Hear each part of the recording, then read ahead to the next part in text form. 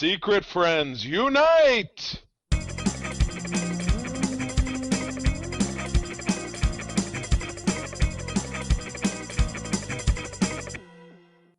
Welcome to the Secret Friends Unite podcast, episode 460. This is your guide to the geek side, and I am one of your hosts, Todd. I hate freaking thieves, Oxtra. Oh, Todd. Joined by Charlie Carden. Todd was assaulted by the Pony Express. They rode up to his house. I'm gonna take your mail. Todd loves to tell that story, man. Yeah, what's going on? So not porch pirates this time. It was mailbox thieves. Funny story, Charlie. Criminals. Yeah, criminals are dumb. So I had to write checks because I'm the treasurer for our band booster. So I was paying some judges who judged our solo ensemble competition. Paying them off. Yeah, paying them off. Vote for Shakopee. Vote for Shakopee. They're very easily bought off. So they were in the mailbox to go out. The funny part was then I got called by the band directors who the bank contacted them. Someone tried to basically rip off us by putting a 9 in front of the 60 and then wrote for car repairs in the note. For the band bus. Now you have a street mailbox. Is that how you got nailed? Yeah, it's basically 2 mailboxes on the post. So it's myself and gotcha. So and they go by. So it was just so funny. So I'm gonna it was your neighbor. Oh, you said they caught the guy or they got him on video. Well, right? they took his photo and they took a picture of the check. So and then he went and tried to do the same thing in another branch. I just think it's funny. So long story short, the same bank. Oh my god. You know what? You might want to mail your check somewhere else than your mailbox. But other than that, I mean, who writes checks anymore either? Except for me. 2 checks a year. Yeah. Very few, like tax check. But not, I was going to say not even though we have a Dropbox for taxes here in EGR, April still pays it online. Why the hell not? Oh, that's the point. I forgot you could pay them online. Oh, well. I pay most of my bills online anyways. But, long story short, folks, hate those jerks. I wish I had the mail. Is there a superhero called like the Mailman or something? Because there's a newspaper boy squad. Maybe they could take on criminals. Probably a Batman villain who's the, paper cut. Mailor. Mail is big robot. But anyway, it's great to be here on a sunny day in February. Kind of weird. Yeah, we're getting a warm flap here. But we're doing our thing. But in doing our thing, we'd like to give our love, esteem, and respect to our awesome squad of Secret Friends Unite Patreons. If you visit patreon.com/Secret Friends Unite, you can try out our wares for 7 days for free. I do a show. Got some swaggle called The Facts of Geek Life, where myself and a guest do take on a classic series and a classic season and a handful of episodes, and we have a good time. Todd's been on with me a couple of times. Todd and I do a great show called Spinner Rack, where we break down comics, and we are relaunching a great program that we'll give you more details in time, where we're going to bring back interviews with celebrities and ordinary folk alike. So look for that. That squad, Friends with Benefits, Johnson Dorf, Phoenix Sisters Cosplay, friends of mine, Brendan Myers, Corey and HD, and Matthew Keel. BFF level is Sean, Stella, and Henry Nias, great Nias family out there in the Twin Cities, and my friend Missy Merchant. We are grateful to you and your support. Again, patreon.com/Secret Friends Unite for a free 1-week trial, and check us out. We love it. Good deal. All right, now doglegging into the 1970s with an issue number of 160 from November of 1978, The Justice League. Oh, everything you've ever wanted, a biplane with 2 dinosaurs, and boy, you got a lot of faces going on here. So the Justice League is not like the JLA. I was thinking JLA of the Justice and the Society. JSA. Yeah. Okay, so this is the more traditional Justice League, but you got a couple of folks in the middle here, but then you got head bubbles. But it's a side shot. So Justice League is a Superman. Oh, and the Justice Society. Okay, so Justice League, Superman, Flash, Elongated Man, and Hawkman. So a lot of mans, a man's and a Flash. And the Justice Society is Wonder Woman, who's also in the Justice League. I don't know, but Huntress, you know her? Oh, yeah, Earth 2 or 17 or whatever it is. Star Spangled Kid and Dr. Mid-Night, Nite, like Mac tonight. I don't know.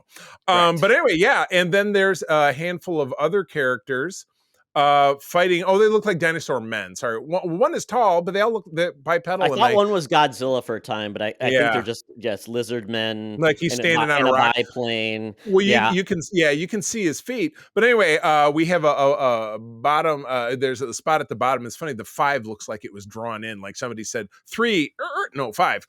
5 heroes of yesterday fight a losing battle against a menace of tomorrow. Yesterday, tomorrow, and neither the Justice League nor the Justice Society can rescue them. So they painted the picture of the 2 teams they mentioned, but then we have what looks like Space Ghost, Two Gun Kid.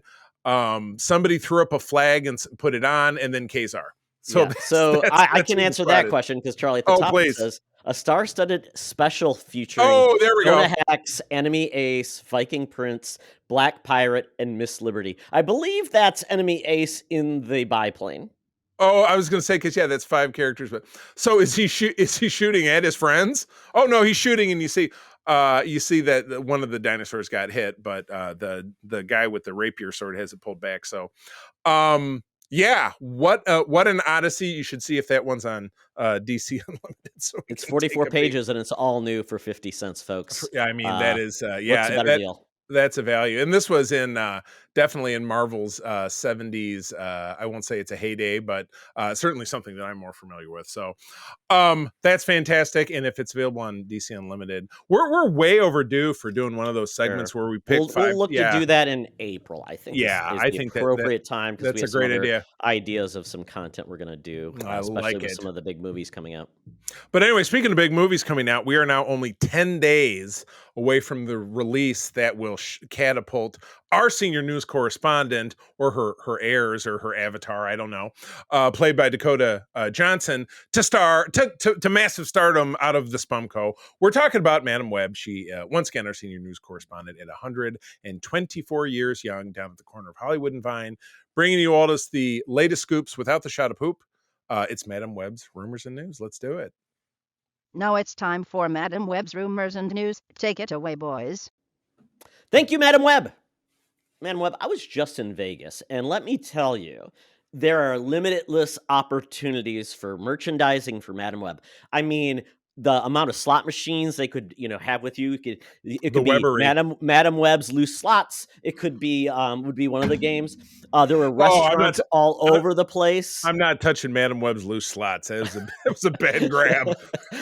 There's restaurant endorsement deals. I mean, there could be the Gruel are us. You could have all your Gruel recipes. You could be there in like a chef's hat. And then when Madam Webb the movie comes out, then you can get I can imagine all of those fake performers that you take pictures with.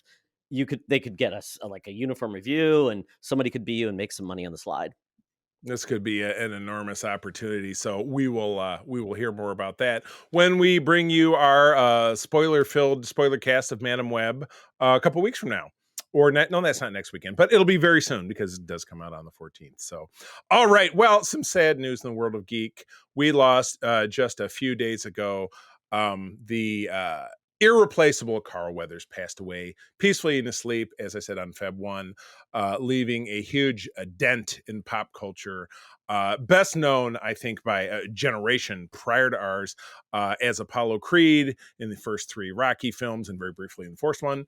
But then moving on to be a co-star in Predator. People remember him, obviously, from his role in Happy Gilmore, which I'm sure this article will illustrate. He suffered a terrible injury to his back, which he was in pain for several years, one of the articles I read about him. But most recently, back in 2019, breaking into the world of Star Wars as charismatic magistrate Grief Karga, who we saw in all 3 seasons of that show. So, passed away in his sleep. Oh, and let's not forget Action Jackson. Oh, or Hurricane Smith. Yeah, from 1992. We can talk about all of these roles. Yeah. Oh, okay. Yeah. Let's run it down. Yeah. So Carl Weathers, you looked at the guy, and he actually played football, a big dude, and Sylvester Stallone did a really heartfelt message actually on Instagram. If you watch it, really good, talking about how he found him and he auditioned for the part. But he always looked timeless, like he didn't age. age. The dude Right. was amazing. Always looked like he was in shape. Yep. So, but yeah, some of the other roles, and we can go through these really quick. Oh yeah, A by all movie means. called Hurricane Smith, and the Oof. tagline was "He's bringing his thunder down under." So I guess Oh, it's with Australia. Yapicado. Ooh. Oh, that's the next movie. Oh, gotcha. Yeah, next movie, Bucktown and Friday Foster, a blaxploitation from the 1970s. I Pam love it. Grier. Oh Yeah. my God. Yeah, Happy Gilmore, as I had mentioned in it. I don't think this I don't The know if this Bermuda real- Depths. Yeah. It was a Oh my gosh. TV movie collaboration between Rankin Bass Oh and my Rudolph God. the Red-Nosed Reindeer. What? Oh my goodness. I had forgotten about him in Arrested Development, because he had a role where he had a lot of screen time with what's his face? His picture right here on the screen. Am I drawing a blank on the actor's name? Tony. David Cross. What's his name? David Yes, Cross. Yeah, David Cross. exactly. Yeah. Yeah, Yeah. The Mandalorian. Obviously, we were discussing that. Predator in 1987. We talked about that, and then the Rocky films 1 through 4. The inspiration, the instrument by which a poor ham and egger boxer named Rocky Balboa fought his way up from the depths to become champion of the world, and kind of the emotional development. I am endeared to those films, even though. While the first film was wholly very inspirational, the rest of the films are kind of filled with moments where it's great and Yes. moments where you're like, oh, okay. We went But pure yes, 80s. Yeah, pure yeah, 80s. The yeah, rest pure of them. 80s. But yeah, we ended with Action Jackson, which was they Oh, said, yes. we never got an Action Jackson 2, like Back in Action or Yeah. Class Action Lawsuit. And it was I don't know. it was set in Detroit, and one of the female protagonists in it was played by a very young Sharon Stone before she was discovered. And I just Wasn't remember Craig T. Robinson wasn't the he villain, maybe Craig T. Is it Robinson? The coach. What's his name? Craig T. Nelson. Craig T. Nelson. Craig Was it- Robinson is somebody else. One thing, like if there's a single solitary line from that movie that stands out, is that Action Jackson is leaving the location of wherever Sharon Stone's character is, and she says, "Oh, are you going downtown? I could use a lift." And as someone who lived in Detroit in the 1980s, nobody was looking for a lift downtown unless you wanted to get murdered. So it's not Chicago, which is probably likely to get murdered down there too. So never mind. But anyway, that just cracked me up, kind of treating Detroit like a normal city. People don't spend time downtown in the 80s. It was how far out in the Action suburbs can I Jackson get? and RoboCop are the two, classic places for Detroit. One line though from Action Jackson, I like this, says, Cab says, "You almost tore that boy's arm off." And he says, "So he had a spare." Oh, hello. Yeah. So anyway, our most our heartfelt support and love go out to the family of Carl Weathers. Your presence will be missed in cinema and television of all kind. Thank you for the memories. So anyway, what do we got up next? So we have a Supergirl. So we heard there was like 3 super women up for the role. We really bungled that one last time, because it's like so and so when you read it backwards. I'm like, no, that's not. We would get the middle one right no matter what, because the names were out of order from the picture. Yeah, exactly. But that's okay. We now have one, so it's very easy to get it right, which is Millie Alcock, who played the young Rhaenyra for only half the first season, and then she basically brought in the adult version of her. She was fantastic, and absolutely. So she is going to be in. She's going to be Supergirl, Carrie Danvers, and apparently she may make an appearance in Superman Legacy before she shows up in the Supergirl very good. Woman of Tomorrow. Soft she has intro. not been a ton of movies. I think she's only been in one movie, and then she's been in some TV series. Yeah. And I'm trying to figure out how old she is. She's young. Your story, speaking of Australians, reminds me of Jess Bush, who plays Christine Chappell on Strange New Worlds. That role is her first role outside of her native Australia, so it's like a very much a virtually unknown. And again, Millie, while she's had obviously the breakthrough role in Hot D, House of Dragons, does not have otherwise a global career. But this will be a role she will forever be known by. There's no doubt about it. You don't get to be a super anything without people always saying, "Hey, he was Superman. He was blah blah blah." Yeah. Even if you only get one movie, I mean, people have made their career. Brandon Routh has had a great career after one movie. Right. He was literally an unknown. She's 23, so she's young. So this is great. So she could potentially have this career for a long time if it works out. She Right. enjoys the role and can do different projects within it, pop in and out. But I think this Right. could be great. And I know one of the biggest pushbacks on the Superman Legacy project is they've announced a ton of people in this film. Mhm. But I think it will work because this is a Superman who has been doing his job for a long time. This is a world where Right. superheroes exist. So I expect a lot of cameos, a lot of Yep. one-offs where they're not necessarily a big part of the film, but they're just like, this is the world of DC that we live in now, and this is Yeah. where you're at, which we Yeah. haven't gotten before. Usually it's like the origin, and then it's like, Well, this hero pops up, and then there aren't any other heroes. right.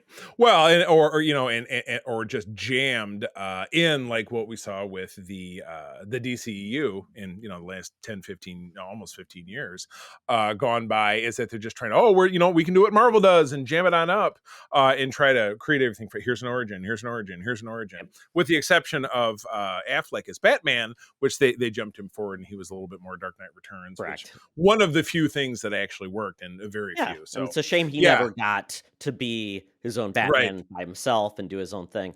But you know, if the only person we know that's really successfully like launched a movie with a lot of characters is James Gunn with Guardians of the Galaxy. I mean, how many characters were in that film? And then he also did it with the second, I would say, really the only Suicide Squad I recognize, where it's like, here's a billion people and it works. So and the Suicide Squad's great because they're all very disposable. But again, that did like, here's Harley again, and here's we shut off Peacemaker from that, and that was such a fun show. It's somebody totally different. Yeah, exactly. My gosh. There's Deadshot. It's not Will Smith anymore. It's like, okay. Oh God, thank God. Oh my goodness. So so that should be fun. So no director announced. So I'm going to guess this is a project that's 3 to 4 years out. Is my vibe. It could be. I mean, it depends. I forgot the timeline, and James Gunn announces stuff almost. I guess it's the anniversary of like everything going forward with James Gunn. So very cool. And you know, the fact that James Gunn wouldn't have cast her unless if he wasn't going to use her, I think for the first movie would make sense. Awesome. I love it. Good deal. Cool. All right, moving on. We got a pair of trailers for the next story, the next couple of stories. And I don't know about you, but I'm trying to remember the Tarantino film, the World War II film with Brad Pitt from about 10. Inglourious Basterds, yeah, exactly. And that was a weird one for me because again, you know, it just decided like, hey, we're on an alt Earth and these people are going to murder Hitler, and it was definitely out there. Where with this, what we're seeing here, we have a first trailer for Guy Ritchie's The Ministry of Ungentlemanly Warfare, which seems like a combination between Inglourious Basterds and by name The League of Extraordinary Gentlemen, the movie that made Sean Connery retire. It didn't kill Sean Connery, thankfully. No, he continued to live, but without worry. He was like, you know what, F this, F everything, I'm out. Todd, it's so sad. As I bring this up, there's an ad for Manscaped playing. Oh man. Aww. Oh, things that could have been. But anyway, Guy Ritchie, obviously he's been an auteur, has been making films for many, many years, but I know his films, but I'm trying to picture a time I've sat down and really knocked one out. So what are like 5 films I would know him from? I know the Lock, Stock, and Two Barrels, right? That's one that correct Snatch. Then you've got The Gentleman, which just came out, which I really liked. The Gentleman. And I'm trying to think of like other ones that have, you know, been bigger success. Some good, some bad. I'm just drawing a blank. But anyway, this film seems to be very much in the vein of the Inglourious Basterds, but it has to do. Yes, it's a World War II drama based upon a true. I love things based upon a true story, which can mean almost nothing. Based upon a secret rogue group fighting the Nazis by any means necessary. So that's the ungentlemanly warfare. Is like, hey, I'm gonna shoot this guy in the nuts when he's sleeping or whatever it is, you know. Just not great stuff. But Henry Cavill being the lead actor, and Alan Ritchson I saw was cast too as we were watching. Because April and I were watching this trailer before I got in. I'm like, that big bow hunk must be Alan Ritchson because he was in the shadows in the background. I'm like, that's my Reacher. Oh my God, it's fantastic. Have you gotten through Reacher, by the way? I know that not second season yet. No, I really need to get into it. As they call it, those are dad shows. So you know, they say you kill somebody and you have no remorse, or there's no consequence. Yeah. That's what they call a dad show. Yeah, I guess. This reunites. Oh, here you go. Reunites Ritchie and Cavill, who previously were teamed up for 2015's Man from U.N.C.L.E. They showed a clip from it with that guy, the canceled guy who was the other star of that movie. Yeah, I'm like, he's the cannibal guy or whatever. Who was that? Who was he? He was the Lone Ranger. He was the Lone Ranger. Yep. His name is that's how Arm and Armie Hammer. Arm and Hammer. Yeah, that's how canceled he is. We couldn't even come up with his name. But also starring Eliza Gonzalez, very pretty lady, Alex Pettifer, Hero finds Tiffin. I'm guessing there's a relation. Babs Olasawana, basically the doctor from Strange New Worlds, whose last name I can't pronounce. And Henry Golding, Snake Eyes himself, and Carrie Elways. This sounds great. So this is in production. Is this the movie's coming out very soon? Oh, right. Yeah. April 19. Yeah, I saw a trailer for the movie I saw today. It was in there too. Oh, gotcha. Yeah. Very good. Yeah. And I would say Guy Ritchie, definitely the first two movies. Lock, Stock, and Snatch would be great. Lock, Stock, and Snatch. Should you make them that horrible King Arthur movie? Skip that. Oh, God. He did the Aladdin live action, which I forgot he did that. Whoa. So I would say stick to The Gentleman with Matthew McConaughey. That was a really cool movie. And then the first two movies he made. The rest are kind of a mixed bag. And he was married to Madonna too. Which is also a very mixed bag. Michigan's own Madonna from Bay City, Michigan, same as my dear old mama. Charlie, she's our mixed bag. Oh, yeah, exactly. Yeah, she may be a bitch, but she's my bitch. That's what I used to say about my ex-wife. Oh, no, I didn't say that out loud. Yeah. Okay, so moving on. Okay. No, go ahead. I was going to say that it kind of reminds me of like this is a real world version of Kingsman, like the King's Man. So this one's more of like a realistic kind of Dirty Dozen version of that, even though it's way over the top. Right. All right, moving on. This headline says it all. Tarot, the trailer, is here to remind you to stick to Candyland, kids. I don't know. Somebody could get killed in Candyland. Take a plastic piece of your eyeball or something like that. It's still dangerous. You could still. It's like in The Simpsons where they're hitting each other with pieces of the Hot Wheels track. Ow! You hit me with a pin. But anyway, this is we're getting a release by Sony of a horror movie coming out in May. We were watching this trailer and I said to April at the end of it, coming out in May, perfect horror film season. But really, I think we've learned that anytime is a great time for a horror film, because it's fun and you're at the movie. So monsters don't take a week off. Exactly. Or a season. Yeah, exactly. They don't hibernate. My wife dabbles in reading tarot cards from time to time. We've got a couple of friends who do that professionally. So that's definitely in my wheelhouse. Beware any sinister party game pilfered from a dusty hiding place by smirking teens who couldn't be less concerned with following rules, because rules are uncool, everybody knows that, to protect them from supernatural harm. So this trailer basically gives us this young lady and her friend group, one of whom is Jacob Batalon, who is Ned from the Spider-Man films. This young lady snags a tarot deck that doesn't belong to her and starts reading the cards, and everybody gets a death card, but it turns into Final Destination because, as you see in a montage as we go through the trailer, somebody gets killed by a ladder, somebody gets killed in a gang of hangman, what are some of the other ones? I'm drawing a blank.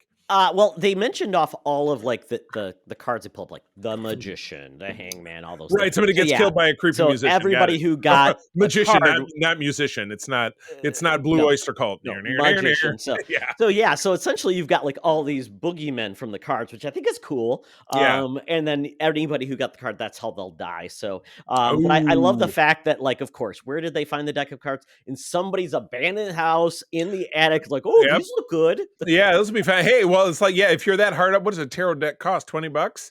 I mean, now you can get like tarot cards with like the Cabbage Patch Kids on them. I mean, they make them for everybody. I would love a tarot deck with the Garbage Pail Kids on them. You think we can make that happen? Even better. They could be fantastic. There's a Kickstarter for you. But tarot joins recent films like Talk to Me, Ouija, Origin of Evil, and the Hulu In the Dark episode Uncanny Annie. And cult classics like Witchboard, which you were talking about.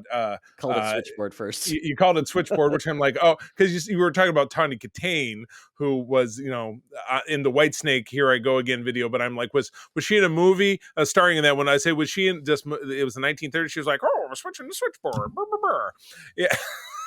Yeah, Call, you'll die from it. And apparently they're even making a remake of Witchboard. Oh wow.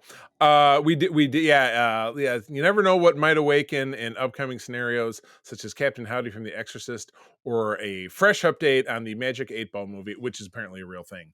So anyway, this looks like some silly fare that we will no doubt see because we enjoy that kind of stuff. Probably costs So, like $12 million. It's going to right. make a lot of money, which is like 30 million. So they'll be And happy. then it'll be Franchiseville This will be in nonetheless. this will be in the summer movie wager for sure.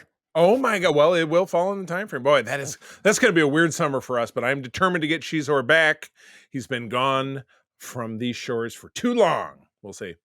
We'll see. Hopefully, you have. Oh, and he made the move with you too, didn't he? So hopefully, you know where he's at. You have him displayed somewhere, I hope. Well, no, yeah. I mean, he's. Oh, he's, you were, yeah. Yeah, Okay. I was already in the house, so he came. Okay, very good. This year, last year. That is good. I would hate to think about the fabulous Shizor not being around. So anyway, all right. Well, finally, back in the 2002, there was a film by Danny Boyle and Alex Garland, written and directed, called 28 Days Later, which starred kind of a pre-fame Cillian Murphy, if I'm not mistaken, as a character named Jim, who, much like Rick Grimes in The Walking Dead, woke up in a hospital and was like, what the hell's going on? And had found out during his 28-day coma, or whatever it is, if I'm remembering the plot correctly, just kind of skimming this, that the world had turned to shit and there were zombies everywhere. And that movie, I think that movie also had, was it, what's his butt? The guy who was he's the dad of the bad guy in the one of the Star Wars movies. Older guy, he was Mad Eye Moody. Mad Eye Moody was another character in that movie. Yes. Yeah. So yeah, there was that, and then they spun it forward to 28 weeks later in 2007, and for some reason my brain wanted to tell me that Sandy Bullock was in that movie, but she did a 28 days. No, that was when she was in rehab. Oh, 28.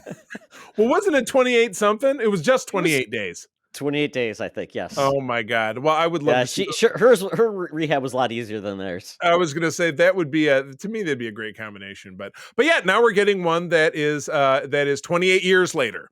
So I'm assuming and a sequel to it. So yeah. So apparently we're going to get 28 months later than 28 years. So oh, gotcha. Yeah. Very exciting. So that's cool. I mean, that, they tackled elements of that in various flash forwards and cut scenes and whatever it is in the Walking Dead franchise as a whole, because there was the World Beyond, which was set, I think, a decade after everything had, or after, maybe it was 20 years afterwards, and you really got to explore the, kind of fascist government that took over the North America, essentially. And that's when I think April and I were actually going to potentially break down at some point over on the Facts Geek Life, but we shall see. But yeah, I dig this stuff. I love zombies. I love post-apocalyptic stuff, and the ever-present reminder that the real enemy is not the monsters but the people, because the people are monsters. And for me, it's a trope that doesn't get old.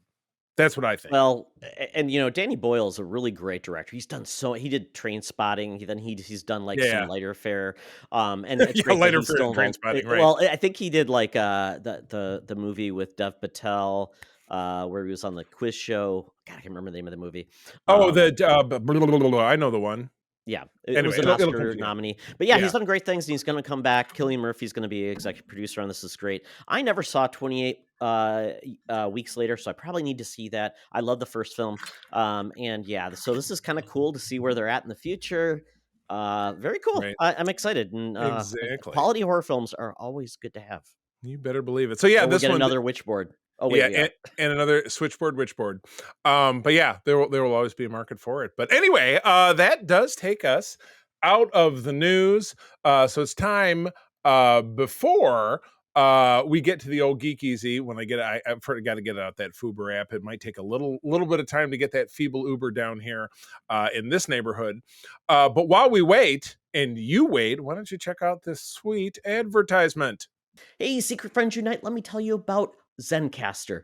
We use them for our show, and now they're supporting us. Zencastr is now the all-in-one solution making podcasting easy. It's the ultimate web-based podcasting solution. Provides high-quality audio and video podcast production and hosting. With a full suite of professional tools, podcasters can seamlessly record, produce, and publish studio-quality content, all from one dashboard. Being a creator has never been easier. And we chose Zencaster because of the ease of use, high quality output, and it makes it super easy for our guests to come on. We had multiple solutions we tried before, and Zencaster has just been the best fit for us. Why Zencaster? It's now super easy to record a podcast with Zencaster. Log in using your browser and start recording a high-quality podcast right away. Record studio-quality sounds and up to 4K video with your guests. Feel a sense of zen knowing Zencaster's multi-layered backups ensure you always have your recordings in the highest quality, even if the connection is unstable. Have you ever worried what you sound like? Zencaster's post-production process makes you sound buttery smooth. It automatically removes those ums and ahs in your recording. It removes those awkward pauses in conversation too. Set the right podcast loudness and levels while reducing background noise with the click of a button. So if you're interested in making an easy, high-quality podcast just with the click of a browser button, go to zencastr.com/SFU and use our code SFU, and you'll get 30% off your first month of any Zencaster paid plan. I want you to have the same easy experience I do for all my podcasting and content needs. It's time to share your story. Now back to the show. Talk nerdy to me. Talk nerdy to me. We're sitting in the Geek Easy, cover band's playing, drinks are poured, and we are ready to get our nerd on. So last week I was in Vegas with some friends. Charlie was going to go along with us, and things happened. So things happened. But, college friends was a great time. But, didn't lose a lot of money, which is great. I bet on the Lions, though. Bad idea. They lost the first game, of course, which then meant they weren't going to win the Super Bowl. So I ended up losing 2 bets, but it was fun. We had a good time.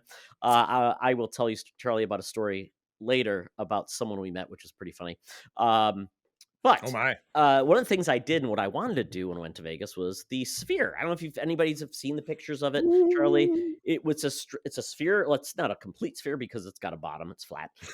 No, it floats in the air. It's like it is cool as hell. It was $2.3 billion to create.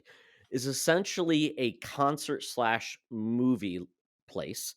And it's got all these micro LEDs on the outside. So that's what they can do, make it do anything. Like design it. They had Tetris blocks falling. They had emoji faces. It's amazing. And from my hotel, I stayed at Planet Hollywood. You could see it. It was really cool. It's neat. It's really cool. Inside, it's this really cool experience where before the show starts, they have robots who are AI. They'll talk with you. It's pretty much they would answer your questions. I don't know how I feel about that. then it turns right into kill all humans. Exactly. So they had a body scanner you could do if you want. And it was very neat. And I like the fact that they had that's how they're getting that 5G out of you, and they're going to put the chip in you. Oh wait, exactly. Sorry. I turned on Fox News. I'm sorry. It gave you something to do in between shows. So once again, there are residence acts in place, like U2 is there currently. On the times they're not performing, they do basically you would see a movie called Postcards from the Earth. Darren Aronofsky directed this film. It's like an hour long. And it's a really cool theater experience where there's seats on the back wall and it kind of curves around. And it's very steep, though. I don't know what it would be like to see a concert because if you try to dance, you might fall forward and you're dead.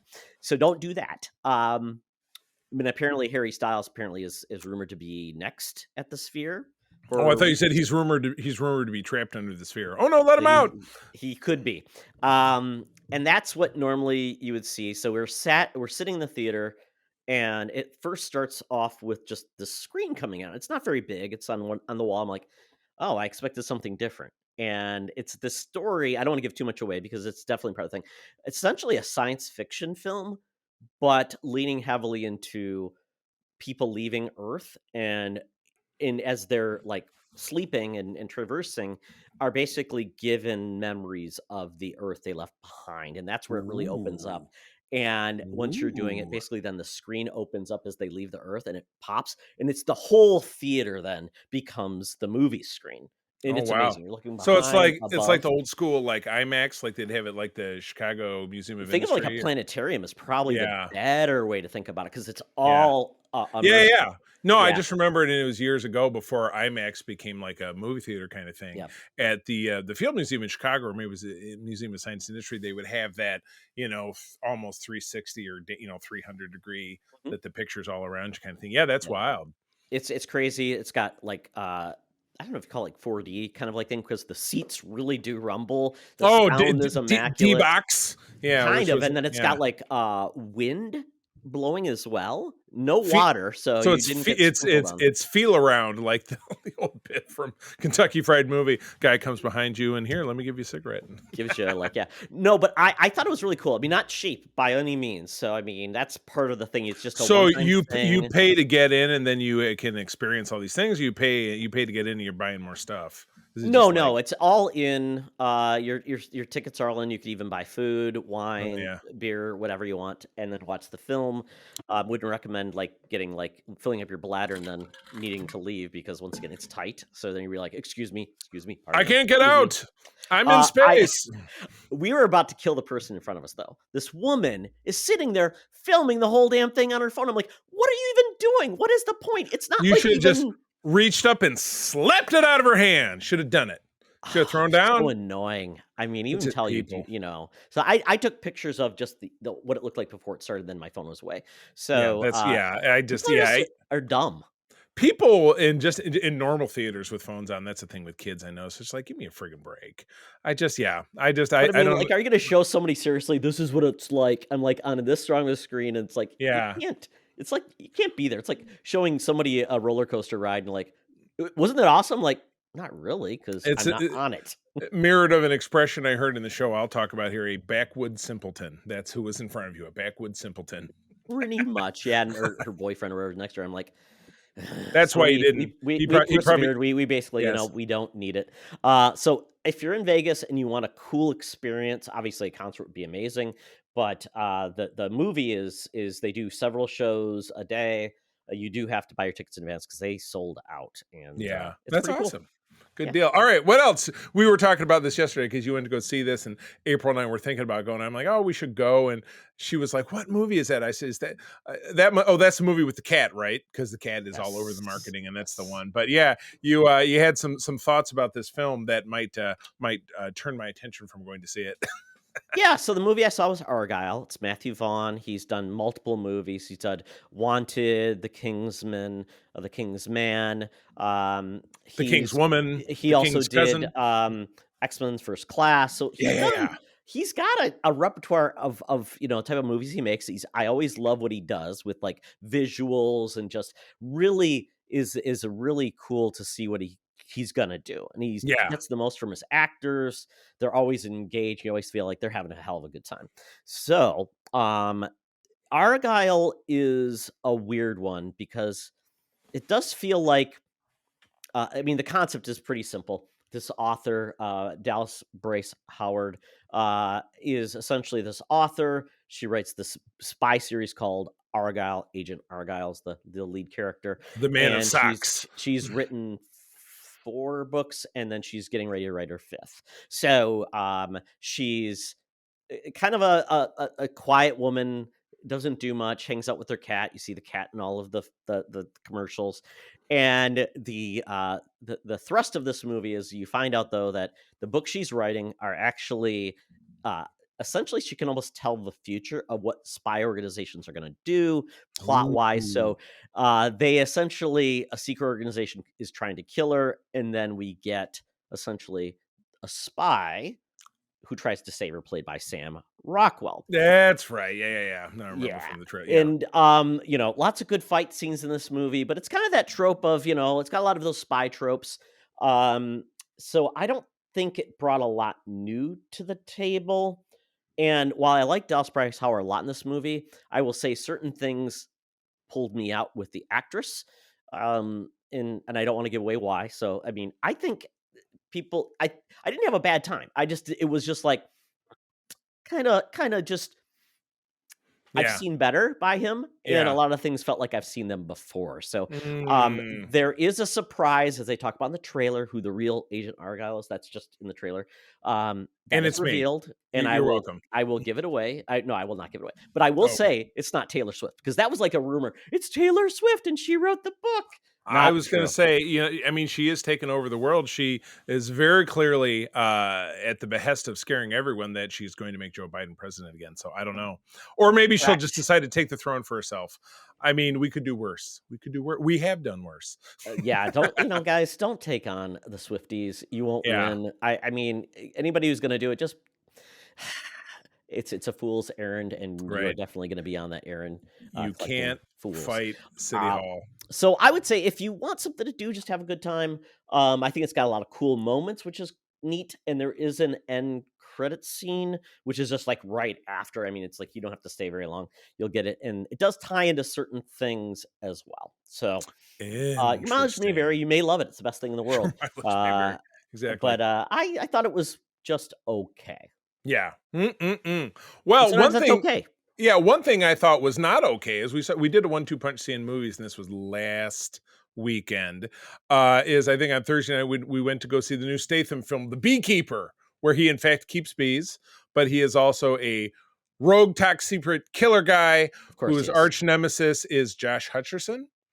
Really? Yeah. Yep. Josh. The Josh. And is it really Josh though? He's playing himself. Yes, it was just him. He was really like Andy Samberg in Self-Reliance, which I talked about a couple weeks ago. But hey, not a great film. And April and I said, we would do this for bad trip to the movies with the Cardins, but it would mean that we would have to watch again and take notes, and that's no joy target. But the next night we decided to go again. We saw American Fiction, which is a new film starring Jeffrey Wright, and you also have Diana Wright, Tracy Ellis Ross. There you go. And then also, Candy Alexander, a throwback to Living Single, was the love interest. Yeah, she was one. Wasn't she in News Radio? No. I'm thinking of maybe Kim Alexander. Yeah, Candy Alexander was in News Radio. The one that I'm thinking of, her first name is Kim. I thought her last name was Alexander. Oh, but at any rate, and then you have Sterling K. Brown with his shirt off a lot. So ladies, enjoy.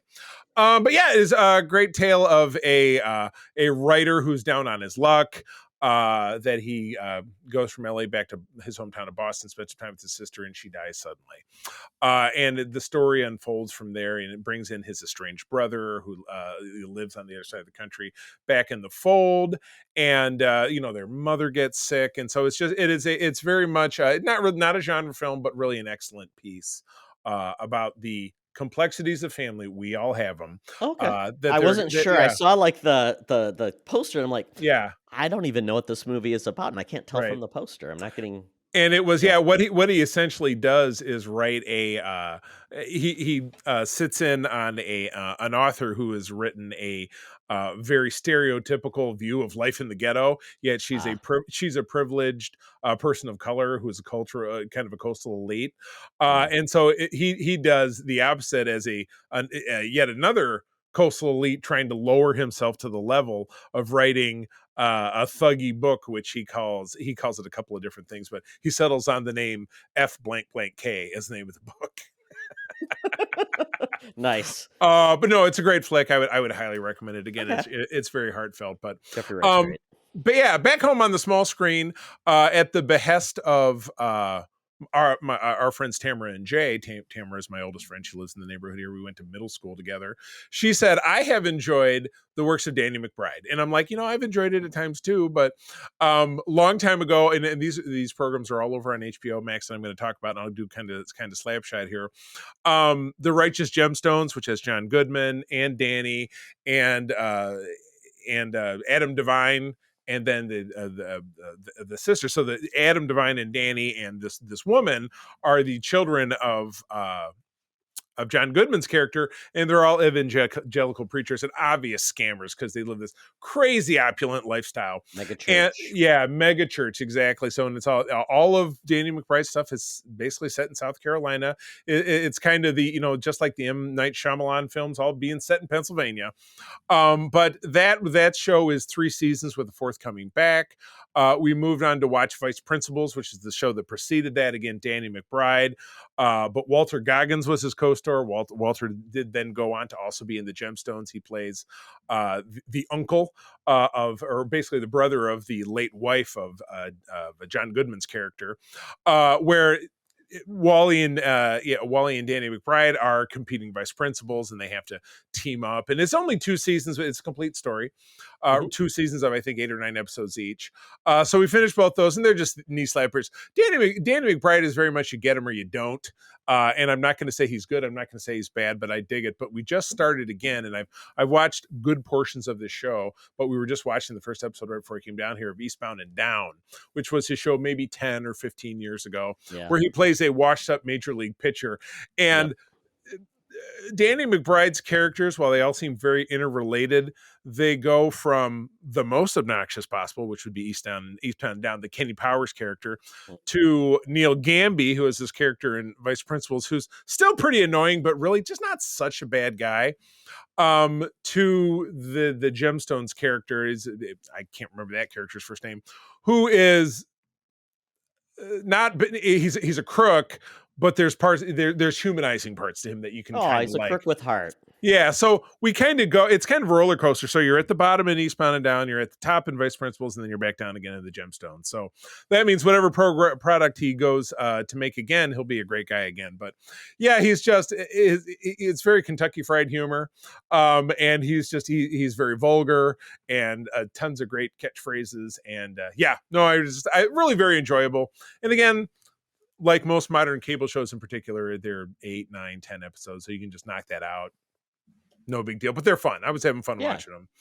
Yeah. Did you ever see his first film that got him a lot of attention? The Foot Fist Way, where he's basically he's a karate instructor, and he's kind of like not very good, full of himself.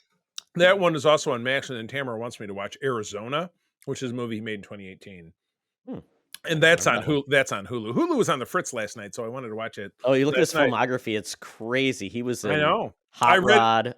I read his Super Bad.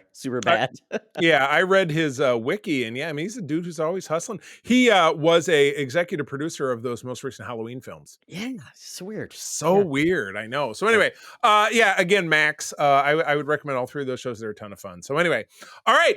Well, that takes us out of the Geek Easy.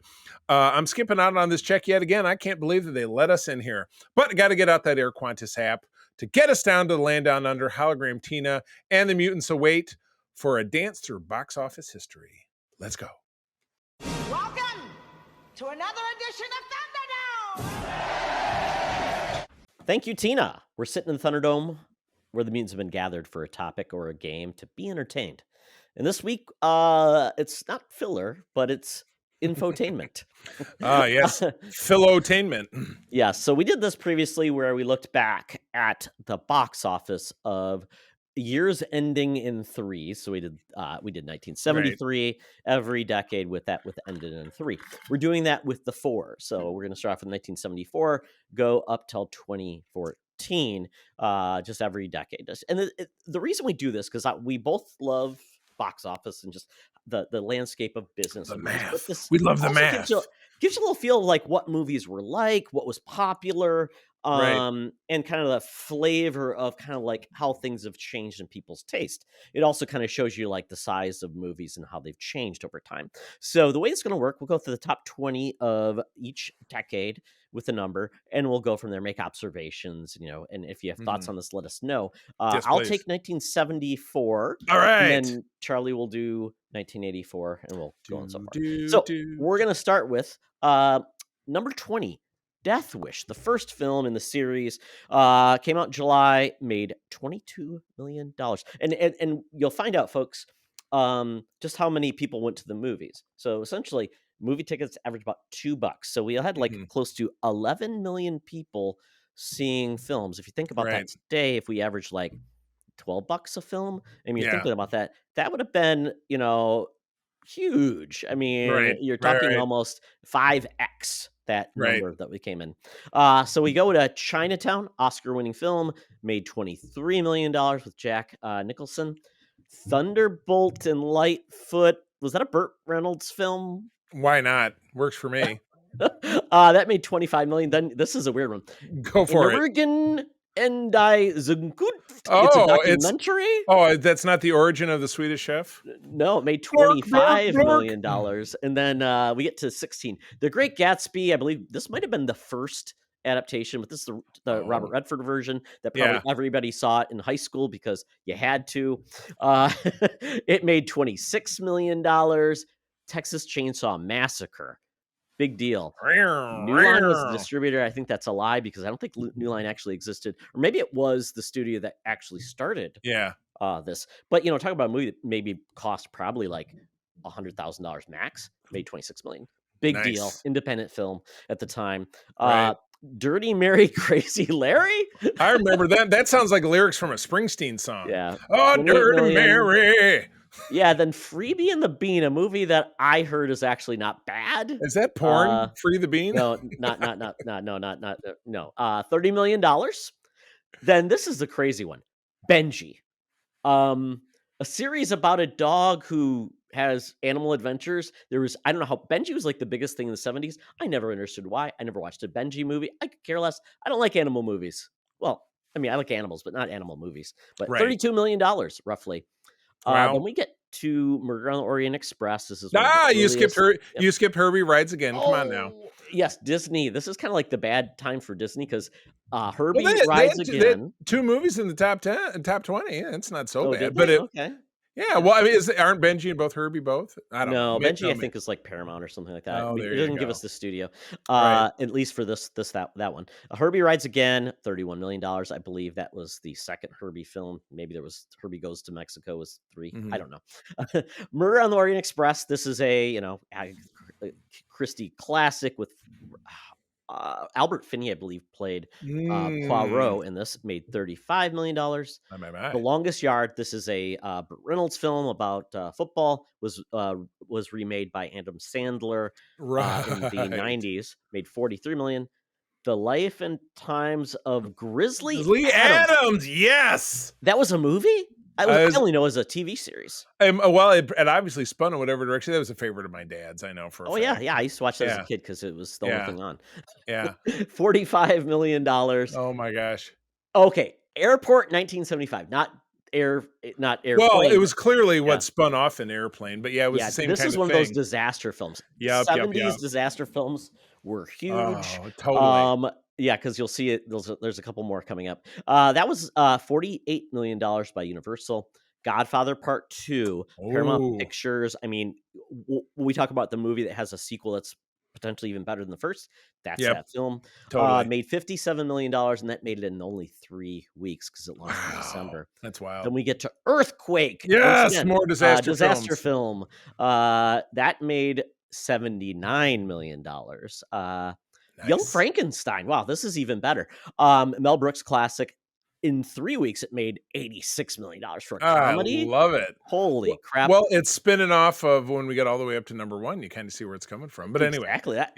That's amazing that Mel Brooks had quite a year, but we'll talk about that. The Trial of Billy Jack. Now, these Billy Jack films, they're kind of like a guy who comes to town. He knows Kung Fu, beats up people, and saves the town. This is like I love it. With the A-Team. Yeah, there's a whole series of Billy Jack films, which I've never seen any of them. $89 million. Nice. Yeah, Towering Inferno. Once again, another disaster movie. Yeah, exactly. With it's like the Love Boat cast where it's got everybody. Ernest Borgnine's probably in it. Shelley. They're in like, this is the tallest building in the world, and now it's the lower part of it is on fire. And wasn't this remade in recent years? I feel like. Oh, I'm sure it was. Yeah. This made $116 million. So if you think about it, probably would be like over $1.2 billion. That's wild. So. It was the Avengers of its time. Correct. It was the end game. We've got all your favorite people, like really old version of Mickey Rooney. Yay! Thanos was at the bottom, blasting it with the exactly. Then we end up with number 1, which is just crazy again. Blazing Saddles. Mel Brooks, greatest comedy of all time in my humble opinion. $120 million. I mean, his 2 films made $250 million, and that's, like I said, if you think about it, that's like over $2 billion in today's budget. Imagine that. So incredibly crazy. Like I said, definitely my favorite all time comedy film. All right, let's move on to the summer of 84. Well, the year of 84. Yeah, regale me, Charlie, with Yeah. all this fun.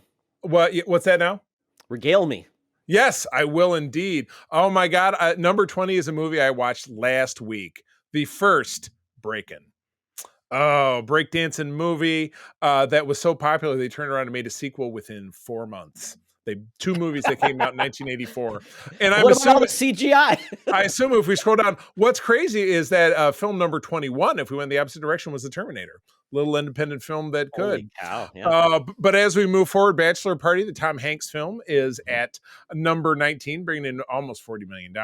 Red Dawn, another low budget kids take on the commies flick, also right around 40 mil. Revenge of the Nerds, a very problematic film in today's society, but one that really dominated our childhood, was number 17.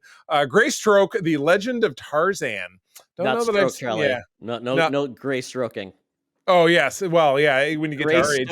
Gray Stroke is another film you could get at the Blockbuster. Yeah, I was going to say, when you get to be our age, it is Gray Stroke. The Natural, that'd be with Robert Redford, and is a baseball film, if I'm not mistaken. Mm-hmm. Netted almost $48 million. Tightrope, don't know that one. Ring a bell? Clint Eastwood, I believe he played hitman. My goodness. Grand Canyon, The Hidden Secret, I'm imagining. It's a documentary. And a doco, yeah. Boy, pulled in 52.8 mil. Never heard of it. Tom Hanks and Daryl Hannah gave us Splash at number 12, bringing in... So your Hanks. Yeah, 62 million. Terms of Endearment, I think we watched this one not that long ago. Big tearjerker, and it was Deborah Winger and... Shirley MacLaine? Shirley MacLaine, thank you very much. Romance. Oh, excuse me. Now we're into the top 10. Purple Rain with your own local legend there in the Twin Cities, Mr. Prince, and more money. Oh yeah, amazing. Yeah, clocking in at $75 million. My goodness, 66. 66. Yeah, gotcha. Yeah. Number 9 is Romancing the Stone, a favorite of my mother's. That would be Kathleen Turner, Michael Douglas. Yeah, exactly correct. Great flick. Number 8, my favorite Star Trek film was Star Trek 3, directed by Leonard Nimoy from Paramount Pictures, clocking in at over $76 million. And then our remaining 7 films are all 80s classics. Footloose at number 7 with a flat 80 million. In box office. Police Academy, the first one, 81 million. The Karate Kid at number 5 with over $90 million.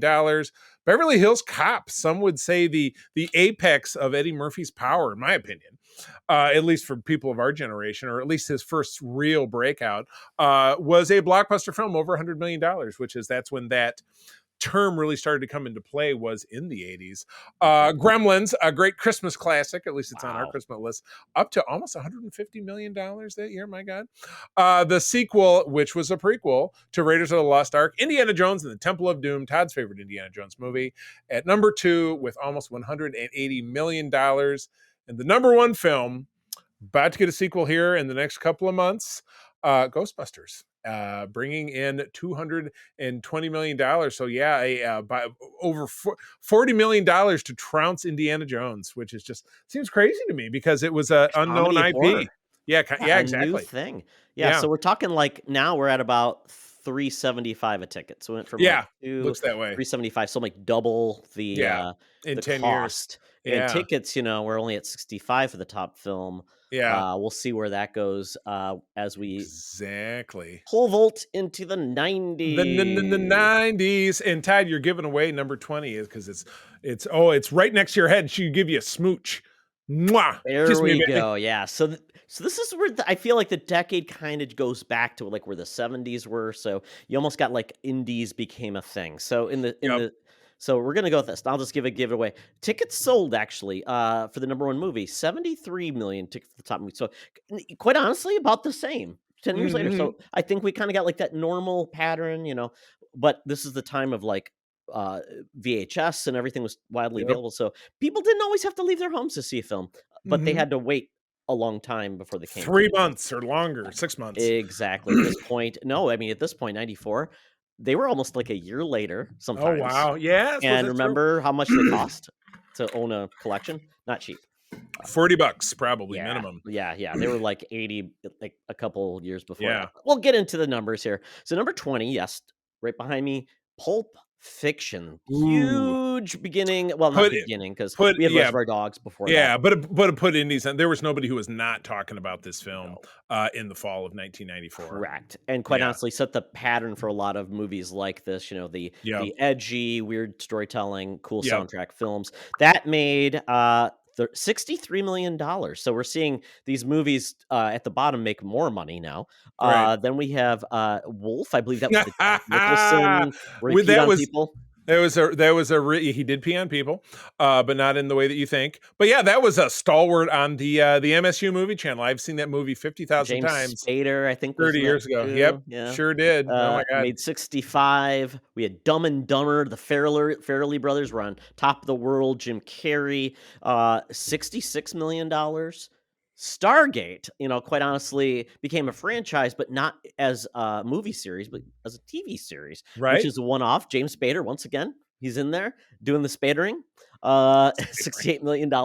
Spade and Star neuter your Trek pets. Generations. Woo, So not a great film, but still making some bucks. Correct. So this is right before I met Charlie. So we didn't get to know each other to see William Shatner and Patrick Stewart team ups. That made $71 million. That was the first TNG film. Ace Ventura: Pet Detective. Jim Carrey again. Oh man, $72 million. Philadelphia. Tom Hanks, this is his first real, I would say, serious role. He won an Oscar for it. Also, blinking on the other person. Denzel Washington was also Denzel. Yep. So that made $76 million. Schindler's List. This is really the turn for Steven Spielberg doing more serious films as well. That made $89 million. The Client, I think that was a John Grissom movie with Sandra Bullock, maybe. No. I think that wasn't that Jodie Foster? The Client. I'm drawing a blank. It's getting mixed in my head. I can't remember. Because if you look at the link to it, I don't see who actually stars. I think the one I think you're thinking of was a couple years later, and it was the Pelican Brief or the it was the one where the Southern town, Kiefer Sutherland and his buddy were the rednecks. McConaughey was in it. Anyway, yeah. So it's one of those Grissom novels that made $92 million. Mrs. Doubtfire, Ron Williams, $96 million. Interview with the Vampire. This is Tom Cruise starting to do more, introspective, acty stuff. Like over the top stuff. Yeah. Right. That made $100 million. Maverick. That was a remake of the TV series with Mel Gibson. So Jodie random. Foster. To be a blockbuster film, that's crazy to me. Yeah, The Mask. Once again, Jim Carrey is three on films. fire. Yeah, three films Holy in the crap. top 20. A comic book property. Cameron Diaz's first, big performance. $18 million. Then Speed. We talk about Sandra Bullock being the bus that couldn't slow down. Yeah, and Johnny. Mnemonic. Not Johnny. Keanu. Yeah, it was really his first appearance as a action lead. Right, big time. Yeah, made $121 million. Then we get into Clear and Present Danger, which I believe this was Tom Clancy. Harrison Ford. Is this Harrison Ford's first appearance? No, maybe his second. Because Hunt for October was Alec Baldwin. He stopped being. I feel like there was one early in between those two, but I could be wrong. Patriot Games, all those Clear and Present Danger. Maybe this. I think Patriot Games was in like 92 or something. Yeah. So $122 million. Wow, the Flintstones. Oh, and again, John Goodman and Rick Moranis, right at kind of the twilight before his retirement. Exactly. And was it Rosie O'Donnell? Rosie O'Donnell and Elizabeth Betty. Perkins. Yeah, and crazy. How did that movie make $130 million? Nobody knows. Loved it. It was because the B-52 is doing the music. Apparently, the Santa Claus, big for Tim the Toolman Taylor, $137 million. I was thinking about this because that and Generations came out right around the same time. So yeah. True Lies. Arnold was kind of this is pure Arnold time. Teaming up with Jim Cameron, great movie. Kind of kicked off the whole. I'm your husband. I'm secretly a spy, or I'm your wife, and I'm secretly a spy. That's like every movie these days. Right. That made $146 million, and it's crazy. You get to like the top two. Forrest Gump, Oscar winner. Tom Hanks once again. All-time favorites. What a classic film. Tom Hanks in two of the biggest films of the year, almost $300 million. So like double what True Lies did. Mm-hmm.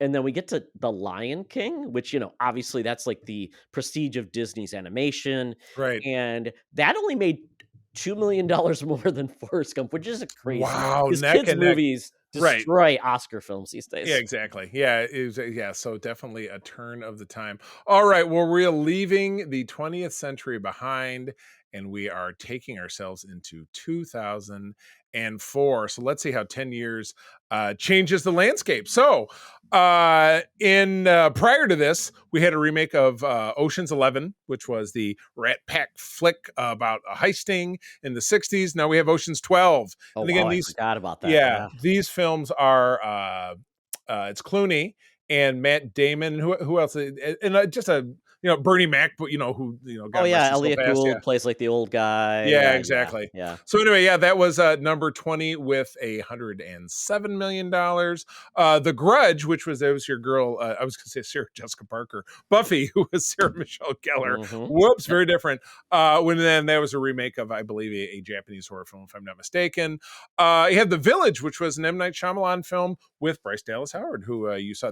I thought that was one of his best films. I actually. Oh, yeah, enjoyed I that loved it. very much. Really cool. Yeah. Dodgeball, which is a dumb movie classic of all time, a true underdog, coming in at 17. Fahrenheit 9/11 from our own Michael Moore from Flint, Oh, a Michigan. documentary. Yeah, I know. Yeah, wow. Kind of crazy. Van Helsing, absolute garbage. Oh, God. Starring Hugh Jackman. Oh my God. The Jack. This was I got that movie. Yeah.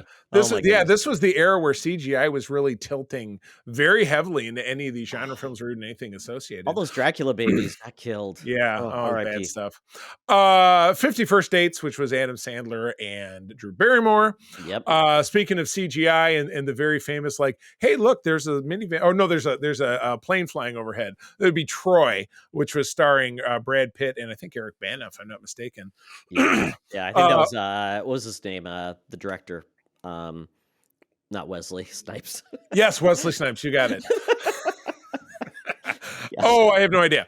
Will Smith soldiers on an iRobot, where he's got to fight some robots, and he makes it all about him. So iRobot. $144 million. So this is before the Wild Wild West, or was it after? No, after Wild Wild West was 98, 99. Okay, so this is really where Will Smith, his star is kind of starting to come He's down. kind of starting big to box office. Yeah, exactly correct. National Treasure franchise started this year. Oh, with did you forget the Polar Express? Oh, how could I? Yes. I've only seen it 50,000 times because my Dead kids Eyes loved it. of Tom The Hanks Dead Eyes, playing yes, everybody. exactly. A completely CGI film based on a film of Chris Van Allsburg, resident of East Grand Rapids, where I live, and the film is set in Grand Rapids, that's where the kid lives. That they take him away, and that Herpelsheimer store, that was the store right downtown. So it's a very Herpelsheimer store. Yeah. That doesn't even sound real. That was, honest to God, it was right.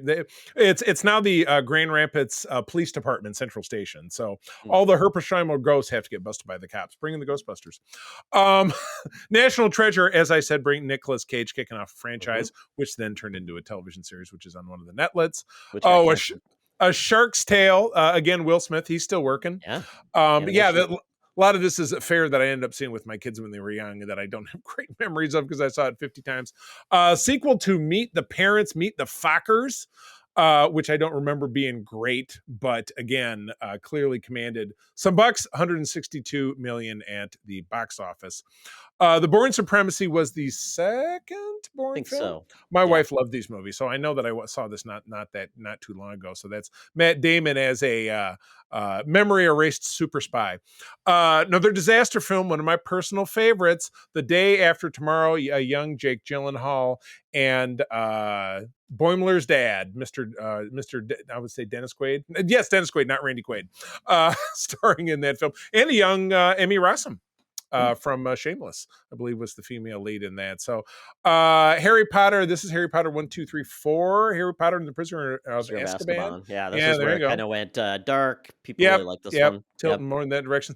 My favorite Pixar film is number 4. That is The Incredibles, which was basically your animated version of the Fantastic Four, and also set kind of in the 1960s and gave us a lot of fun tropes, but tropes turned on their ear. Craig T. Nelson, remember the name you couldn't remember earlier? Craig T. Nelson. Nelson was the Christy main dude, Robinson. Yeah. and Yeah. Jason Lee was the villain. Yeah, exactly. Yeah, yeah. And $251 million. So, Yeah, I mean, boy, for Pixar, quarter- I mean, they were just, yeah. they could print money at that time. $250,000. A film that I've seen exactly once, and we're going to keep it that way, is The Passion of the Christ.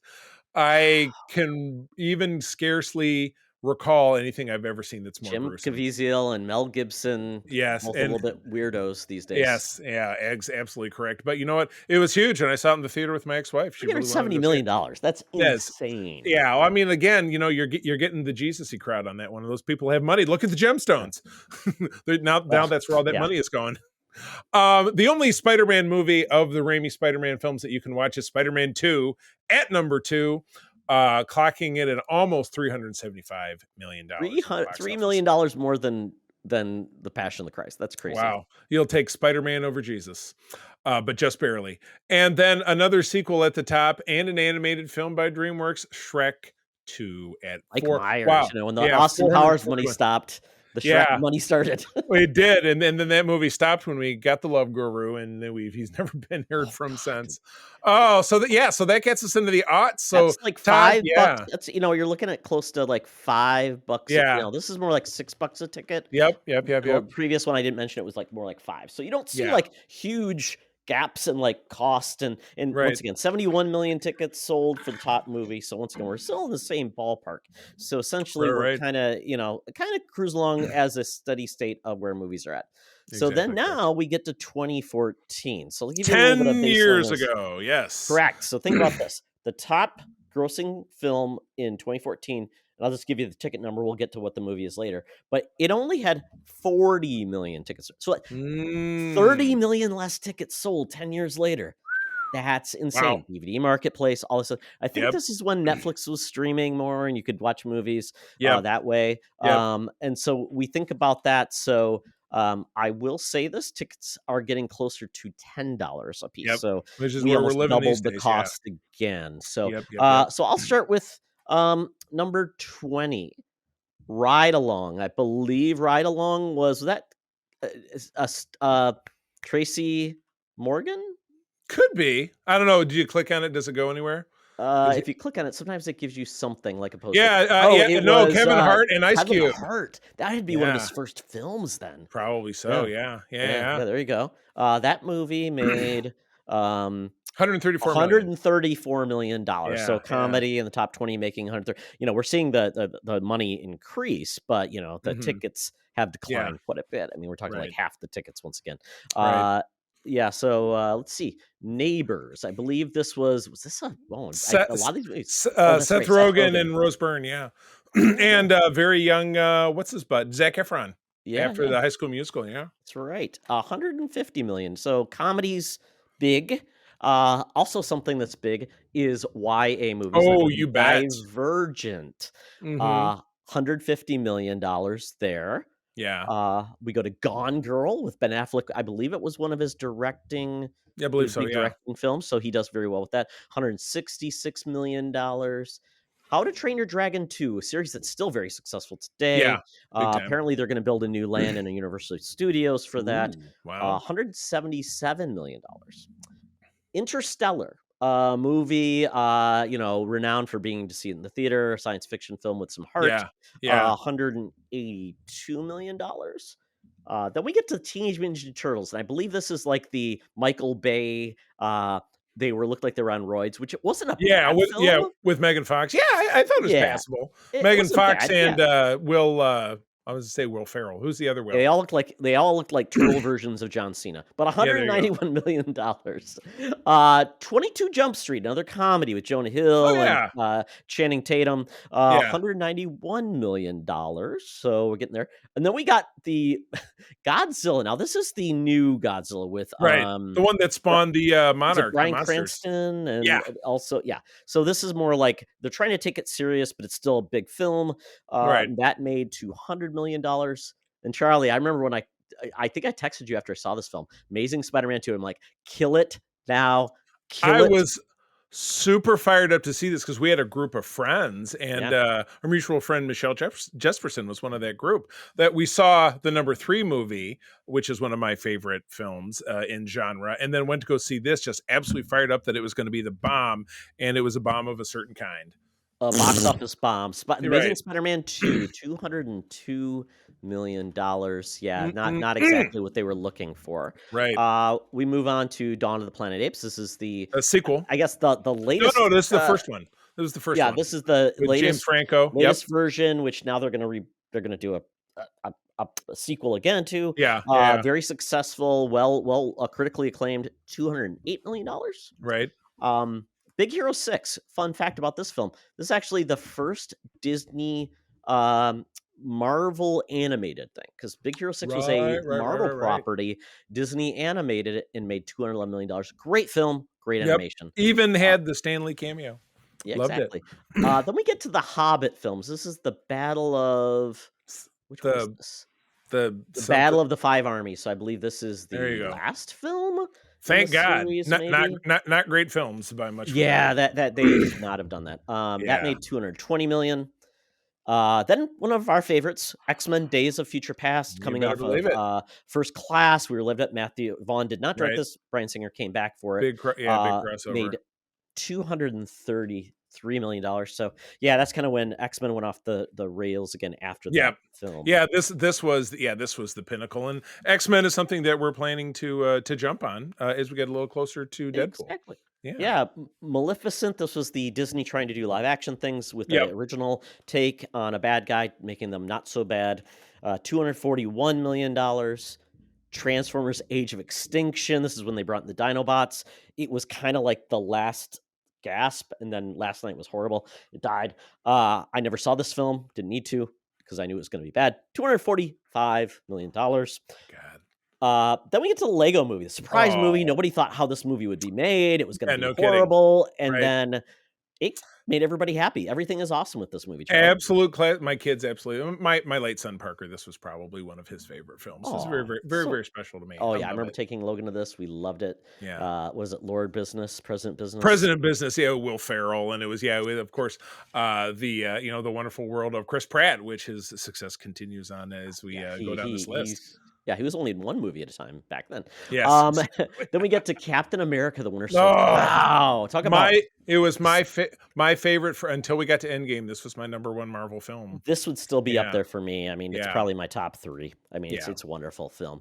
$259 million. The Hunger Games: Mockingjay, which was the second film. Could be. Those films just really nosedive for me. The first one I thought was cool because YA was. Wait, you didn't want to see the Hunger Games again? Yeah. Oh, I certainly did not see the most recent one. But I did not either. Yeah, to me, they became very generic afterwards. But again, to each their own. But I saw them all, but I was like, I couldn't tell you anything that happened beyond the first film.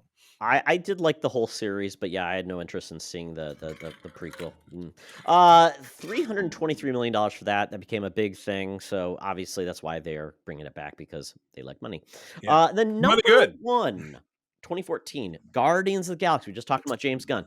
10 years ago, he really came in his own. Knew? Yeah. No, I remember we were talking about nobody likes the Guardians of the Galaxy. Nobody's read their comics except for the minor people. Now look at these iconic characters that are in theme parks, and I mean, everybody knows who they are. They teed up 5 years, 6 years of success in Marvel, that they said Marvel blank, and people went, okay. Remember the SNL sketch where Marvel can do anything. This office chair, has a movie. It's this was back when Marvel could do no wrong. This was before the Inhumans. This was before everything after Endgame, which has just all been the TV stuff, and this is when Marvel was all powerful. Because this film just destroyed everything, but again, only $333 million. So this was before $1 billion movies was the thing. But boy, we were getting close.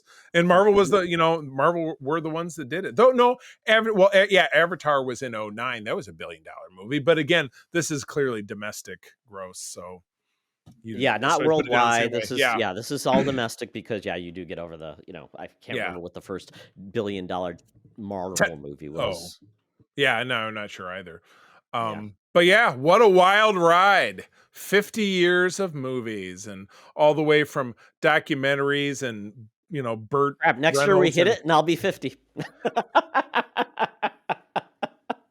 And the year Crazy, after that, Charlie. And the year after that, I'll be Crazy. 50. Yeah, exactly. Yeah, it's all coming. Okay. Oh, well, my goodness. Hopefully everybody enjoyed this. This is just a nice look back, once again, history of the kind of the movie industry and how things have changed. But with that, I hope you enjoy it. If we're going to do, once again, we're going to do TV, probably comics, and some other things of those times. I think we did toys as well, so we'll do that Probably as well. so. Look back, because collectibles are always fun. Absolutely correct. Well, cool. Well, hey, with that is the end of the program, friends. As always, thank you for joining us. Todd, where do people find you out there? They find me on Threads at Toxtra and at Secret Friends Unite. There's dots in between, so look for those. And then on Twitter at Toxtra, at Secret Friends U. Best way to get a hold of us is always those places, typically through DMs. And also check out our website, secretfriendsunite.com. And also, if you want to email us, secretfriendsunite@gmail.com. Well, yes, let's bring back that mailbag. I'd like that. Yeah, we're going to start plugging that. A lot of those same places are also places you can find me. I'm C3 Carpenter on Instagram and Threads. Just go ahead and spell it out. But primarily, my big love is the USS Grand Petoskey. That is the chapter of the International Star Trek Fan Club that my wife and I run right here in West Michigan. We're the biggest, one of the biggest chapters in the world. I also have the privilege of being responsible for the 7 chapters that are the part of Region 13 of SFI, which is Michigan and Eastern Canada. If you're a Trekker within the sound of my voice, please visit sfi.org for more information there, ussgrandpetoskey.com, or the Region 13 website as well. And I'd be very happy to connect you with Trekkers where you live. So with that, friends, as always, I'm going to thank you for joining us, tell you that sharing is caring, and to keep on trucking. Be the hero, not the villain. In a truck. Old is awesome. Everything is old and awesome. This podcast is part of the Secret Friends Unite podcasting network. Visit secretfriendsunite.com for more great shows, articles, news, reviews, and more. Secret Friends Unite podcasts are available on Apple, Google, Spotify, and other podcast services around the world. If you'd like to be part of the conversation, you can join us on Facebook or our new Discord server, or follow at Secret Friends U on Twitter. Please subscribe to Secret Friends Unite on YouTube and visit our merch store at tpublic.com. Just search Secret Friends Unite. Thanks for listening.